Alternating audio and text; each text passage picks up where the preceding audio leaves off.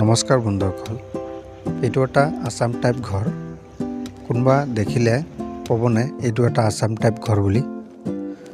যিকোনো মানুহে এই ঘৰখন ফ্ৰণ্টৰ পৰা দেখিলে ডাইৰেক্ট আহি ক'ব এখন ঘৰ RCC ঘৰ বুলি ডাইৰেক্ট ক'ব। আজিকালি RCCৰ পৰা কনভাৰ্ট কৰি এনেকুৱা টাইপৰ আসাম টাইপ ঘৰবিলাক বনাব পাৰে।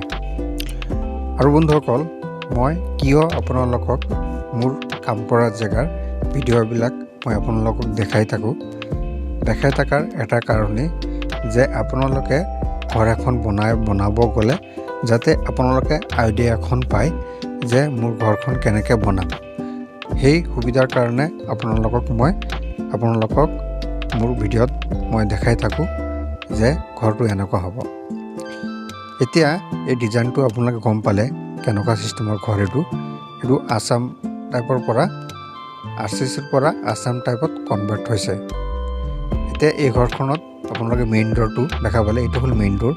আপোনালোকে সোমাই গৈ পেলাই মেইন ডোৰত আহি পালে, তাৰপিছত আপোনালোকে যিটো দেখা পাইছে এইটো এটা হল। এই হল ৰুমৰ চাইজটো হৈছে আপোনাৰ 12x22 ফুট। এফালে হৈছে 12x22, কিমান ডাঙৰ হল এটা। তাৰপিছত এটা মাষ্টাৰ বেডৰুম। এখন ঘৰত বন্ধুসকল আগতীয়াকৈ এখন ঘৰত আপোনাৰ নাই, বেডৰুম লেট্ৰিন বাথৰুম নাই, কিটচেনো নাই। তাৰপিছত এইটো আছে আপোনাৰ এটা মাষ্টাৰ বেডৰুম। এইটো হ'ল মাষ্টাৰ বেডৰুম। আৰু যিটোবিলাক অ'পেন এৰিয়াবিলাক দেখা পায় খিৰিকীৰ, এইবিলাক চব আপোনালোকৰ হোল্ডিং চিষ্টেম খিৰিকীবিলাক হ'ব। যেনেকৈ এলুমিনিয়ামৰ হোল্ডিং চিষ্টেম হয় এনেকৈ চিষ্টেমত হ'ব। তাৰপিছত এইটো এটা মাষ্টাৰ বেডৰুম গম পালে। আমি আকৌ আহিলোঁ হল ৰুমত। এতিয়া হল ৰুমৰ পৰা চিধা এটা বেডৰুম আছে, আপোনাক দেখা পালে। এইটো চিধা এটা বেডৰুম। এই বেডৰুমটোৰ চাইজ হৈছে আপোনাৰ বহলটো 10 ফুট আৰু এইফালে হ'ল আপোনাৰ 15 ফুট, 10x15। এই বেডৰুমটোৰ চাইজ আপোনাৰ একেই 10x15। তাৰপিছত বন্ধুসকল আৰু এটা বেডৰুম আছে সেইটো চাইডে, আপোনালোকক মই দেখাই আছোঁ।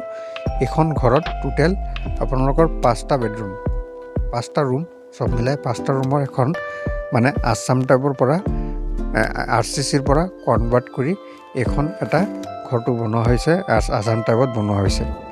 আপোনালোকে দেখা পাইছে এইটো এটা আনকমন ডিজাইনৰ ঘৰ এখন আমি কৰি আছোঁ আৰু কৰিবলৈ গৈ আছোঁ। আপোনালোকৰ